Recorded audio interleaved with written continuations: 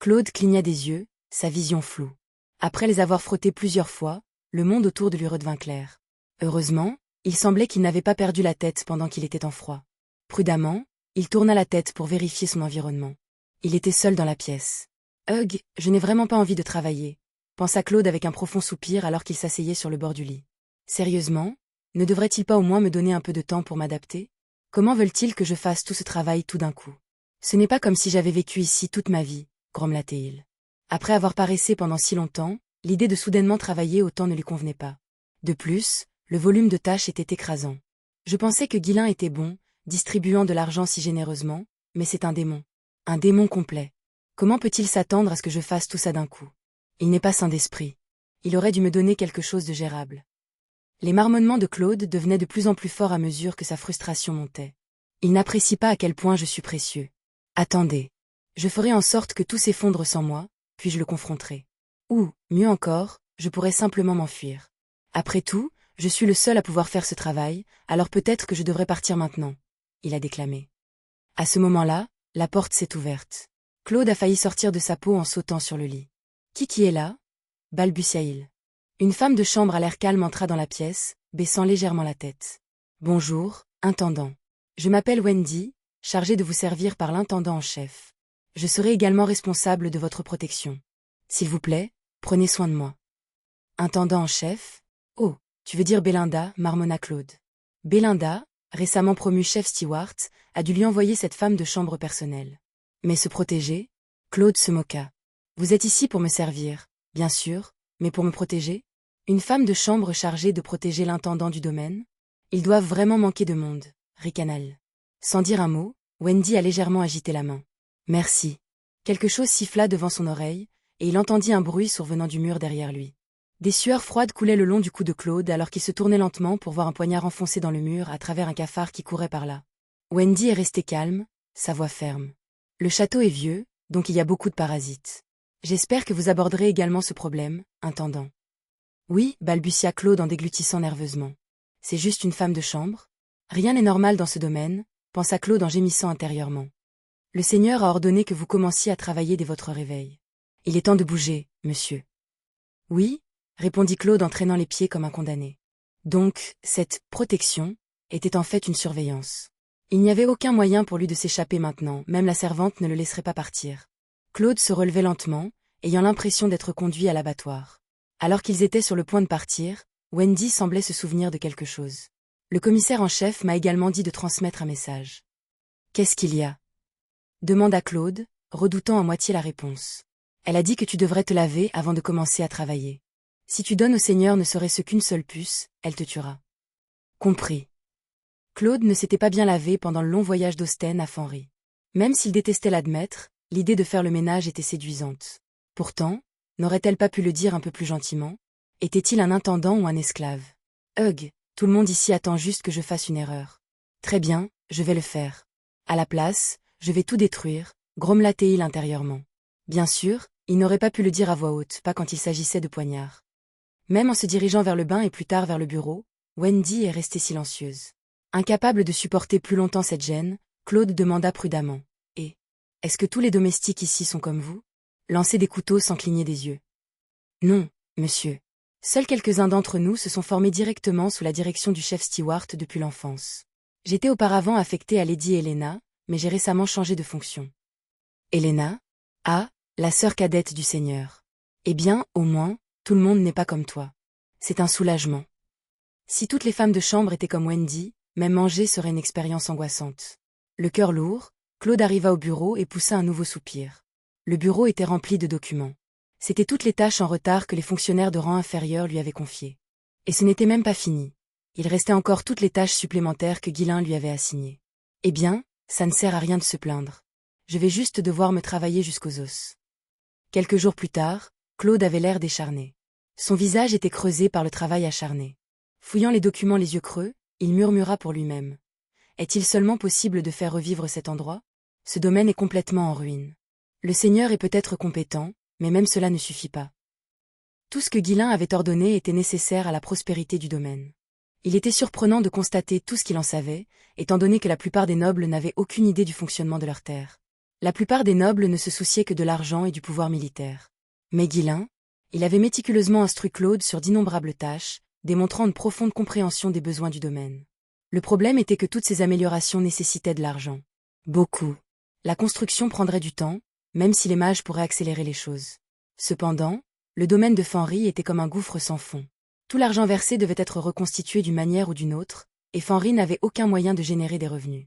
À l'heure actuelle, la seule source d'argent, ce sont les pierres runiques du Seigneur. Mais même cela n'était pas illimité. Même s'il n'y avait pas de problème immédiat, sans une source de revenus stable, le domaine allait bientôt se tarir, les laissant dans une situation pire qu'avant. Après avoir examiné la situation à plusieurs reprises, Claude ne voyait toujours pas de solution. L'argent. Je dois trouver un moyen de gagner de l'argent. Le visage de Claude s'éclaira lorsqu'une idée lui vint. Ça pourrait marcher. Et s'il voulait gagner de l'argent, il fallait que ce soit de manière grande et facile. Et Claude savait exactement ce qu'il en était. Je dois signaler ça de toute façon. Autant tout pousser d'un coup. Il pourrait même aimer ça. Rassemblant ses notes, Claude se dirigea vers la salle du conseil. Un héros arrive toujours en retard à la mode, pensa-t-il en ralentissant délibérément le pas. Wendy, marchant derrière lui, prit la parole. Intendant, vous marchez trop lentement. Le Seigneur est probablement déjà là. Je sais, mais ne me précipitez pas. Je ne peux pas au moins marcher à mon rythme? Je suis épuisée et c'est la seule chance que j'ai de me reposer. Wendy lui jeta un regard avec une légère pitié. Le visage de Claude était usé par le manque de sommeil, et malgré sa personnalité impétueuse, elle pouvait voir qu'il avait été surmené. Très bien. Marchez à votre rythme, monsieur. Se sentant vainqueur de cette petite concession, Claude se pavanait encore plus lentement. Au moment où il atteignit finalement la salle, Guilain et les autres serviteurs étaient déjà rassemblés. Les serviteurs s'inclinèrent lorsque Claude entra, et il releva le menton, savourant l'attention. Ah, c'est pourquoi les gens ont soif de pouvoir. La charge de travail est nulle, mais cette partie est plutôt sympa. Même s'il se plaignait, Claude devait l'admettre, il détenait un pouvoir considérable sur Fenris. Avec tous les rôles que Guilain lui avait confiés, il était essentiellement le commandant en second, avec pleine autorité au sein du domaine. Et avec le pouvoir de nommer du personnel, personne n'osait s'en prendre à lui, de peur de se retrouver aux prises avec un travail supplémentaire. Cependant, tout le monde n'était pas aussi déférent. Cahors, attirant l'attention de Claude, fronça ouvertement les sourcils, indiquant clairement qu'il attendait juste une opportunité de frapper. Claude ne pouvait s'empêcher de se sentir mal à l'aise. Ouais, je ne devrais pas provoquer ce type. Il a la patience des poils d'une fourmi. Même avec Guilain qui le soutenait, Cahors n'avait aucun scrupule à tirer son épée juste devant le Seigneur. Je devrais essayer de rester de son côté. Claude fit un clin d'œil lent et délibéré à Cahors. Eh bien, petit. Cahors a explosé. En un instant, l'épée de Cahors fut dégainée et il chargea Claude. Wendy intervint rapidement, dégainant son poignard pour bloquer l'attaque. Belinda s'approcha d'elle, tandis que Gillian attrapait sa hache, prête à contrer Cahors. Les soldats postés dans le hall se précipitèrent aux côtés de Guilain, incertains de ce qui se passait. Les serviteurs, cependant, étaient dans un état de panique. Qu'est-ce qui se passe? Ils dégainent encore les armes devant le Seigneur. Où le Seigneur a-t-il trouvé ces fous? Avant que les choses ne puissent dégénérer davantage, Guilain tapa légèrement du pied, libérant une vague de mana menaçant qui remplit la pièce. Tout le monde se figea sur place. D'une voix froide et indifférente, Guilain parla. Assez. Qu'est-ce que tu penses faire, en te bagarrant dans la salle du conseil? À contre-cœur, tout le monde a rengainé ses armes et est retourné à ses positions. Cahors, toujours en ébullition, lança un regard furieux à Claude avant de finalement détourner le regard. Claude poussa un profond soupir de soulagement. Ce type n'a pas d'amis. Je parierai mes derniers cheveux là-dessus. Une fois l'atmosphère chaotique retombée, Guilain se tourne vers Claude et lui demande « Alors, comment avancent les travaux ?» Eh bien, nous avons commencé à rassembler des fournitures et de la main-d'œuvre, et nous traquons les montagnards comme indiqué. Mais, Seigneur, je pense que tu dois tout abandonner et recommencer. Les serviteurs sont devenus pâles. Ils avaient déjà commencé à dépenser des sommes importantes sur divers projets, tous sous les ordres directs de Guilain. Pourtant voilà Claude, qui leur suggérait d'abandonner tout ça. Guilain se contenta cependant de hausser un sourcil, intrigué. Pourquoi? Quel est le problème? Il y en a plein. Bien plus que vous ne le pensez, répondit Claude en déglutissant nerveusement sous le regard impatient de Guilain. Il a poursuivi. Tout d'abord, la terre ici est trop aride. Quelles que soient les méthodes agricoles que nous essayons, nous ne pourrons pas augmenter la production. Pas de nourriture signifie pas de croissance démographique, et sans plus de population, il n'y a pas d'augmentation des impôts. Guilain hocha lentement la tête, faisant signe à Claude de continuer. Maintenant, vous construisez toutes ces nouvelles installations, mais d'où viendra l'argent pour l'entretien? Il n'y a pas de recette fiscale. Je vois. Écoutez, nous n'avons aucune ressource. Pas de produits naturels, pas d'artisans pour produire des biens commerciaux, et nous ne sommes même pas à proximité d'une route commerciale. En fin de compte, il n'y a aucun moyen de gagner de l'argent ici. Cela semble désastreux. C'est ce que je dis. C'est sans espoir. Il n'y a tout simplement aucun moyen de faire fonctionner cet endroit. Les serviteurs, en particulier ceux qui avaient vécu à Fanry toute leur vie, ne purent s'empêcher d'acquiescer. Les seigneurs précédents avaient essayé toutes les méthodes imaginables pour redonner vie au domaine, mais tout avait échoué. Le dernier seigneur était même parti en guerre, dans l'espoir d'obtenir une sorte de percée. En fin de compte, il était mort vaincu. Voyant leur accord, Claude devint plus confiant. J'admets que certaines installations sont nécessaires. Je comprends. Mais il n'y a aucune raison de construire autant en ce moment.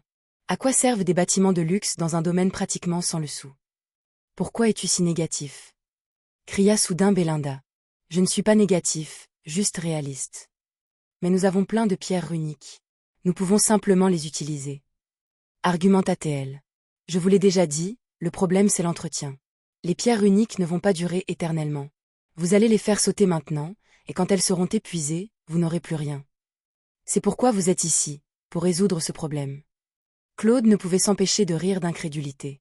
Pensez-vous que je suis un dieu? Que je peux simplement agiter ma main et transformer une terre stérile en champ fertile?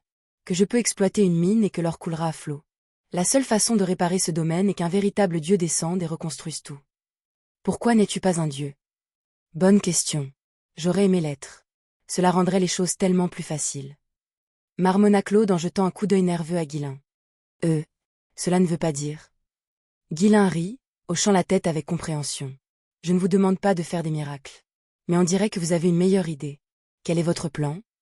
Claude se redressa en souriant. Oui, le problème est un revenu stable. Nous avons besoin d'une source de revenus fiable. J'ai donc imaginé un plan qui vous permettra de gagner de l'argent rapidement et facilement. Vous allez adorer. Guilain haussa un sourcil, intrigué. Qu'est-ce qu'il y a? Claude a déclaré avec assurance. Nous ouvrons un casino.